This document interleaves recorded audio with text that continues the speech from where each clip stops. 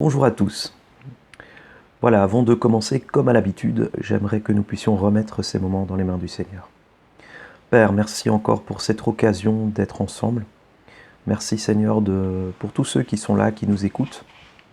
Merci aussi pour ceux qui n'ont pas pu se joindre et qui vont écouter l'enregistrement. Je te remets chacun entre tes mains. Que tu puisses fortifier tout le monde. Que tu puisses être à présent aux côtés de chacun. Que ta présence soit là, palpable. Et que tu puisses faire ton œuvre. Dirige aussi ces moments que nous allons vivre ensemble, que ta parole puisse prendre vie, que ta parole puisse être source d'encouragement et de bénédiction pour le plus grand nombre. Dans le nom de Jésus, Amen. Voilà, alors ça fait 4 semaines de confinement, bientôt 5. Le sentiment d'être enfermé peut être de plus en plus grand. Si au début on pouvait y trouver un certain bénéfice, dans le fait d'être à la maison, d'avoir un peu plus de temps, que le rythme soit moins lourd, enfin pour certains, évidemment tout le monde n'est pas loti à la même enseigne. La difficulté de se projeter dans l'avenir, l'absence de vraies perspectives peuvent amener une certaine lassitude, un découragement, un ras-le-bol et nous faire baisser les bras. Cette situation peut aussi nous paraître injuste. Qu'avons-nous fait pour en être là ? J'aimerais que nous puissions aller à la rencontre d'un personnage qui s'est retrouvé aussi enfermé d'une manière injuste. Et ce personnage, c'est Joseph, et nous pouvons lire son histoire dans Genèse chapitre 37, 38, 39 et suivant. Et je vais vous résumer son histoire que nous avons probablement déjà entendue à l'école du dimanche, qu'on raconte aux enfants. Et nous arrêterons sur une partie de cette histoire, justement dans la partie où Joseph se retrouve en prison, au chapitre 39. Mais avant, j'aimerais simplement vous rappeler qui est Joseph. Donc Joseph est un jeune garçon au départ, apprécié par son père, au grand regret de ses frères. Et à cause de cela, il va être vendu justement par eux à des marchands et va devenir esclave en Égypte, dans la maison de Potiphar. Malgré une fidélité dans ce service, il va être accusé d'avoir voulu coucher avec la femme de son maître et va se retrouver en prison, malgré son innocence. Et donc j'aimerais aller avec vous dans le texte en Genèse chapitre 39, les versets 20 à 23, pour pouvoir lire l'histoire qui se passe en prison. Donc de 20 à 23. Il prit Joseph et le mit dans la prison, dans le lieu où les prisonniers du roi étaient enfermés. Il fut là en prison. L'Éternel fut avec Joseph et il étendit sur lui sa bonté. Il le mit en faveur aux yeux du chef de la prison. Et le chef de la prison plaça sous sa surveillance tous les prisonniers qui étaient dans la prison, et rien ne s'y faisait que par lui. Le chef de la prison ne prenait aucune connaissance de ce que Joseph avait en main, parce que l'Éternel était avec lui et l'Éternel donnait de la réussite à ce qu'il faisait.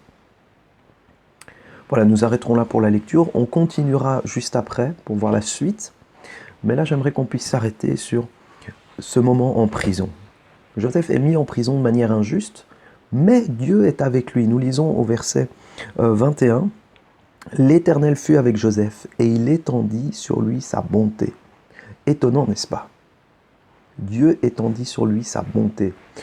Voilà, Joseph se retrouve en prison. Est-ce que moi, je me suis posé la question, est-ce que moi, en prison, je me dirais que la bonté de Dieu est là avec moi, alors que j'y suis de manière injuste ?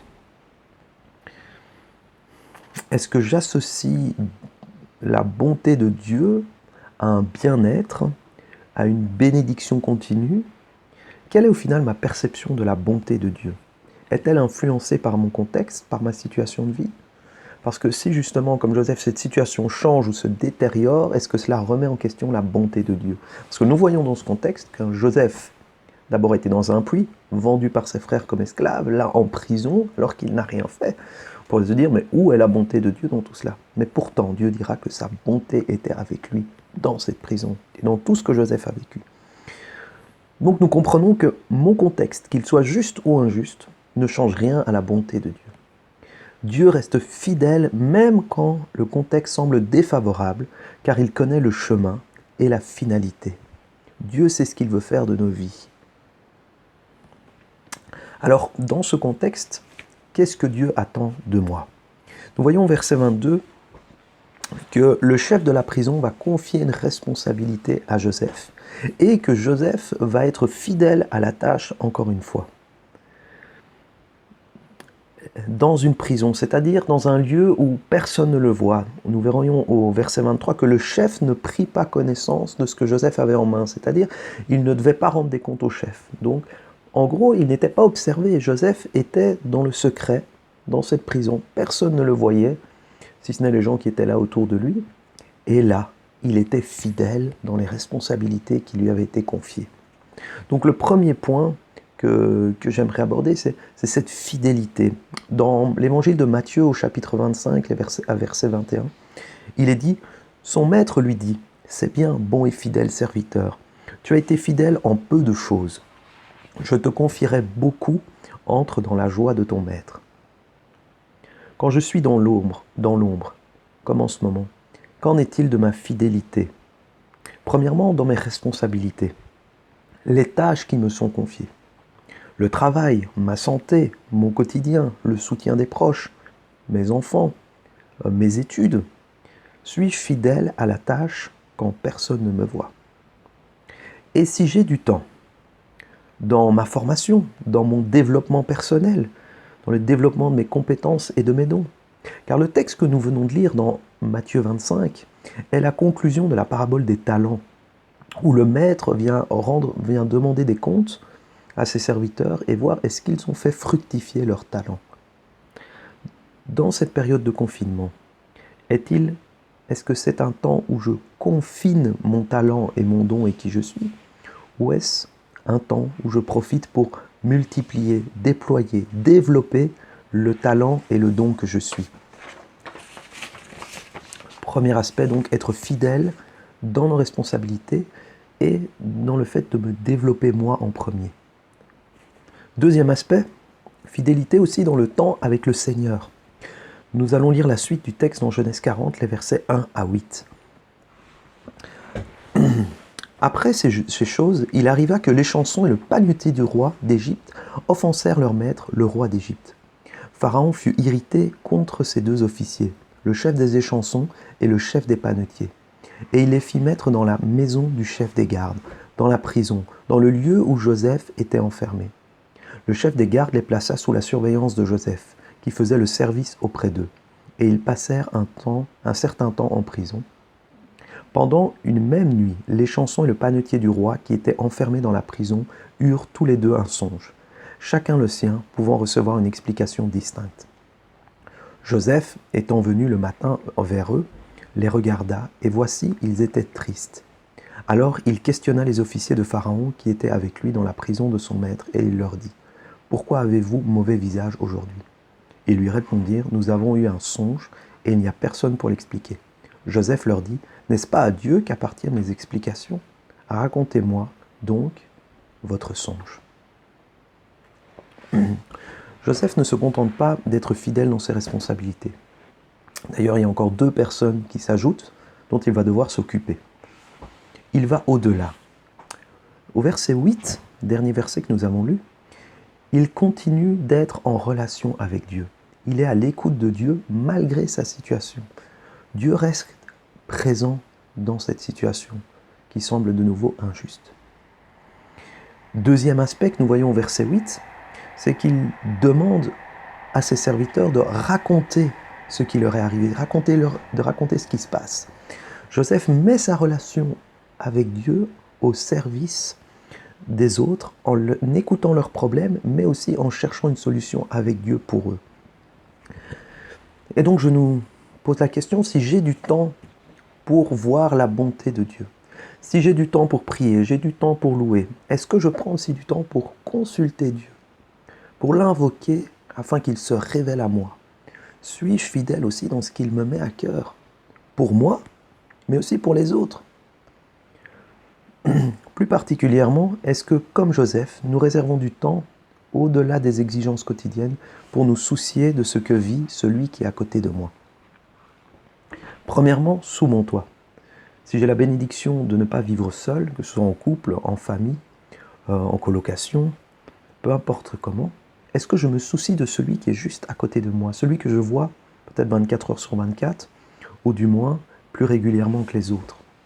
Est-ce que je m'intéresse à ce que lui vit?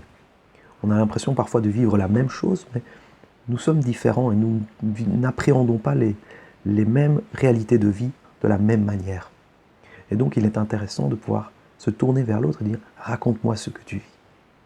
De la même manière pour une famille plus large, parents, grands-parents, cousins ou autres, est-ce que je me soucie qu'ils me racontent ce qu'ils vivent? Comment tu vas? Vraiment, j'ai envie de savoir. Raconte-moi ce que tu vis, afin que je puisse te soutenir dans la prière et peut-être avoir une parole d'encouragement, une parole d'explication, quelque chose qui va pouvoir te faire du bien dans ta situation. Par rapport à ma communauté spirituelle, à mon église, à l'assemblée, est-ce que je prends le temps d'appeler et de dire « raconte-moi ce que tu vis ». Afin de pouvoir non pas juste prier les uns pour les autres comme ça, mais de pouvoir prier de manière spécifique par rapport à ce que la personne vit, comme Joseph. Ensuite, dans ma communauté locale, les voisins autour de moi, là où j'habite, là où je vis, ou peut-être des collègues de travail, si j'ai encore l'occasion d'aller au travail, malgré la distance, racontez-moi ce que vous vivez. D'autant plus s'ils ne connaissent pas Dieu et qu'ils vivent peut-être cette situation dans l'angoisse, dans les craintes de demain. Nous sommes là aussi pour pouvoir les écouter et prier pour eux, les encourager, avoir une parole d'espérance pour lui. La fidélité de Joseph dans l'ombre sera au final, si on lit la suite de l'histoire, sa carte de sortie et un témoignage pour son élévation, parce qu'il a été fidèle à Dieu dans ses responsabilités, mais aussi dans le fait d'être en communion avec Dieu et en relation, en soutien avec les autres.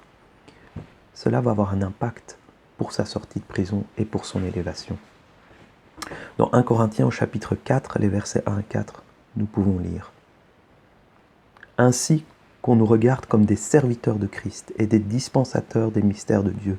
Du reste, ce qu'on demande des dispensateurs, c'est que chacun soit trouvé fidèle. Pour moi, il m'importe fort peu d'être jugé par vous ou par un tribunal humain. Je ne me juge pas non plus moi-même, car je ne me sens coupable de rien. Mais ce n'est pas pour cela que je suis justifié. Celui qui me juge, c'est le Seigneur. Pendant cette période de confinement, le Seigneur nous regarde. Le Seigneur nous observe. Il regarde notre fidélité. Comment nous sommes fidèles dans ces différents engagements que nous avons. En effet, quand le roi viendra sur terre, trouvera-t-il encore des gens fidèles? Et lorsqu'il frappera à ta porte, est-ce qu'il pourra dire « C'est bien, bon et fidèle serviteur, tu as été fidèle en peu de choses, je te confierai beaucoup, entre dans la joie de ton maître. » C'est ce que je nous souhaite à chacun, de pouvoir entrer dans la joie du maître dès aujourd'hui, à travers notre fidélité au maître, dans notre quotidien, dans ce confinement, dans tout ce qu'il nous met sous notre main. Que le Seigneur vous bénisse et vous encourage encore à persévérer dans cette période toujours incertaine, mais où le Seigneur, lui, est certain et solide. Soyez bénis.